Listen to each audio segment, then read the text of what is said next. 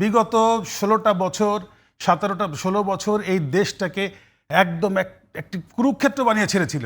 তারপরও তারা যেভাবে ক্ষমতায় থাকতে চেয়েছে, এই ছাত্র জনতাই কিন্তু এই দেশের মানুষকে কিন্তু মুক্তি দিয়েছিল। আজকে গোপালগঞ্জে ওরা গণতন্ত্রে বিশ্বাস করে না, গোপালগঞ্জের প্রোগ্রামটা আরেকটু পরে দেওয়া দরকার, ওদের আরেকটু পরে ধরা দরকার ছিল। ওই গোপালগঞ্জ, ফরিদপুর, শরীয়তপুর সেখানে এনসিপির একটা পদযাত্রাকে কেন্দ্র করে আজকের যে পরিস্থিতি, এই পরিস্থিতি আপনি জানেন। তো 1 বছর হলো না, আওয়ামী লীগ আবারও সেই আগের শক্তি প্রদর্শন শুরু করেছে। কিভাবে দেখছেন এদিকে? আজকে দুপুর থেকে যে ঘটনাটা ঘটছে সেটা সত্যিকার এটা আমারই এলাকা, অর্থাৎ ফরিদপুর, বৃহত্তর ফরিদপুর। এবং ইনফ্যাক্ট আমি ওই গোপালগঞ্জেরই সন্তান, আমার দাদাবাড়ি গোপালগঞ্জ। আমার যদিও ফরিদপুর শহরে জন্ম হয়েছে, আমরা জানি একটা চিহ্নিত দলের যিনি সৃষ্টি করেছেন, অর্থাৎ একটা বড় নেতার জন্ম সেখানে, এবং গোপালগঞ্জ সেই কারণেই গোপালগঞ্জে তাদের প্রভাবটা একটু বেশি।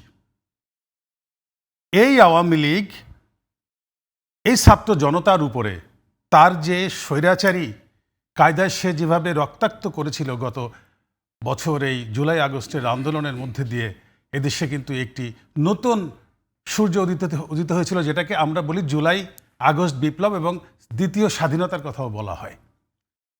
এই ফ্যাসিস্টকে দেশ থেকে উৎখাত করলো যারা, সেই ছাত্র জনতা, সেই ছাত্ররা আজকে যখন গোপালগঞ্জে গিয়েছে, তখন তাদের উপরে ন্যাক্কারজনকভাবে এই আওয়ামী লীগ অধ্যুষিত এই আওয়ামী লীগ যেভাবে তাদের উপরে হামলা করেছে, এখন পর্যন্ত তাদের উপরে হামলা চলছে বলে আমার কাছে মনে হচ্ছে। আমি একটু আগেও দেখেছি যে সেখানে এটা চলমান।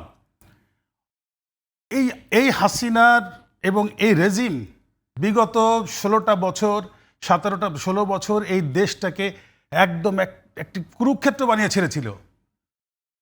তারপরও তারা যেভাবে ক্ষমতায় থাকতে চেয়েছে, এই ছাত্র জনতাই কিন্তু এই দেশের মানুষকে কিন্তু মুক্তি দিয়েছিল, বিরোধী দলীয় নেতাকর্মীদের সাথে নিয়ে। সেই ছাত্রদেরকে আজকে আওয়ামী লীগ যেভাবে তাদের উপরে আক্রমণ করেছে, আমি মনে করি এখানে কোথাও ভুল আছে রাজনীতিতে। কারণ এই স্বৈরাচার আবার এত দ্রুত কিভাবে এদের উত্থান হয়ে পড়ল। সুতরাং আমাদেরকে যে জিনিসটা প্রথমে ভাবতে হবে যে আমাদের ভুলটা কোথায়।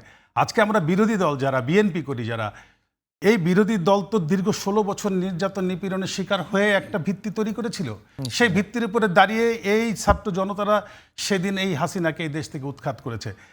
আমাদের মধ্যে যে ঐক্য, সেই ঐক্যটা কিন্তু খুব প্রয়োজন ছিল এই ফ্যাসিস্ট, এই হাসিনা, এই রেজিমকে বাংলাদেশ থেকে কিন্তু চিরতরে বিদায় করার জন্য। কিন্তু এটা কিন্তু খুব খারাপ হচ্ছে যে আজকে যে জিনিসটা হয়েছে, আমি মনে করি যে এটার দায় সবাইকে নিতে হবে। কারণ হলো যে এই ফ্যাসিস্টের উত্থান কোনোভাবেই এই দেশে আর হতে দেওয়া যাবে না। সেই জন্যে তাদেরকে, যারা আজকে এই ন্যাক্কারজনক ঘটনার সাথে জড়িত, তাদের বিচার করতে হবে, তাদেরকে অতি দ্রুত শাস্তি দিতে হবে, এবং তাদেরকে আইনের আওতায় এনে তারপরে এই রেজিমের যেহেতু চিহ্নিত আমরা ইতিমধ্যে দেশের মানুষ চিহ্নিত করেছে যে ওই গোপালগঞ্জটা এরা এখন পর্যন্ত গোপালগঞ্জের মধ্যে এরা এই একটা বড় ধরনের সন্ত্রাসী গ্রুপ নিয়ে অবস্থান করছে। আমি মনে করি যে এখান থেকে এই আওয়ামী লীগ, এই ফ্যাসিস্টকে অতি দ্রুত এখান থেকে নির্বাসনে, হাসিনার মতো নির্বাসনে সব কটাকে পাঠাতে হবে। কারণ এই রেজিমকে, এই হাসিনার এই গ্রুপটাকে, এই সন্ত্রাসী গ্রুপটাকে, আওয়ামী গ্রুপটাকে এই দেশ থেকে উৎখাত করতে, বিদায় করতে না পারলে বিএনপি বলি, আর আগামী দিনে নির্বাচন বলি, আর এই এনসিপি বলি, আর জামাত ইসলাম বলি, যারা এই দেশের রাজনীতি করে একটি সুন্দর একটি দেশ বিনির্মাণ করার জন্য চেষ্টা করে চলেছে, তাদের কিন্তু এই স্বপ্ন কিন্তু ব্যাহত হওয়ার। না পিঙ্কু, একটা বিষয় বলি, আপনি যেহেতু বললেন যে আপনি গোপালগঞ্জেরই সন্তান, একটা বিষয় বলবেন যে ওখানে গোপালগঞ্জ বাংলাদেশেরই পার্ট, সেখানে বিএনপি যাবে, জামাত যাবে, এনসিপি যাবে, গণ অধিকার পরিষদ যাবে, অন্যান্য যে রাজনৈতিক দল আছে যারা ফেসিবাদকে বিতরণের জন্য কাজ করেছে, তারা সমাবেশ করবে ওখানে। তাদের পক্ষ থেকে এখন পর্যন্ত কোনো কিন্তু খবর আসেনি যে তারা আক্রমণাত্মক ছিল। তো গোপালগঞ্জে কি সমাবেশ করা যাবে না? গোপালগঞ্জে কেন সমাবেশ করা যাবে না? এটাই তো এই আওয়ামী লীগ কখনো গণতন্ত্রে বিশ্বাস করে নাই।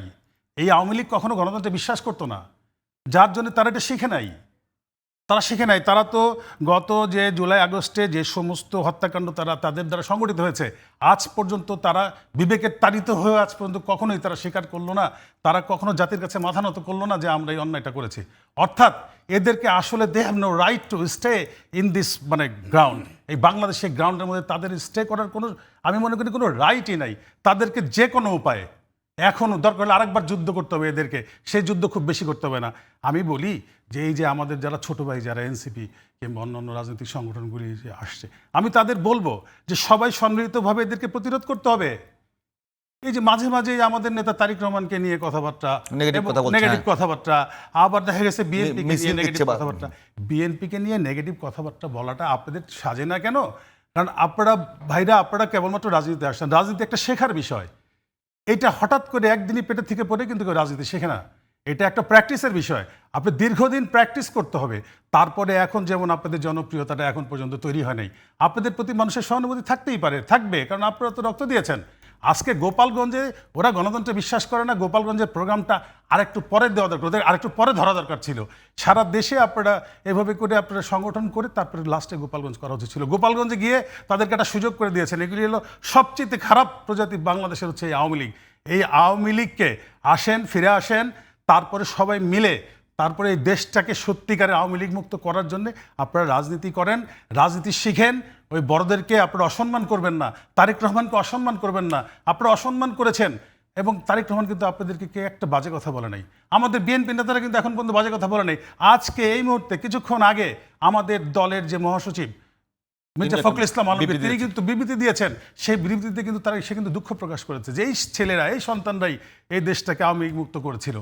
ছাত্র জনতা মিলে, বিরোধী পক্ষ মিলে, আজকে সবাই মিলে এই হাসিনাকে উৎখাত করেছিল। আজকে তাদের যে অধিকার, তাদের যে গণতান্ত্রিক অধিকার, তারা সংগঠন করতে গিয়েছে। সংগঠন কি করতে পারবে না? রাজনীতি কি করতে পারবে না বাংলাদেশে?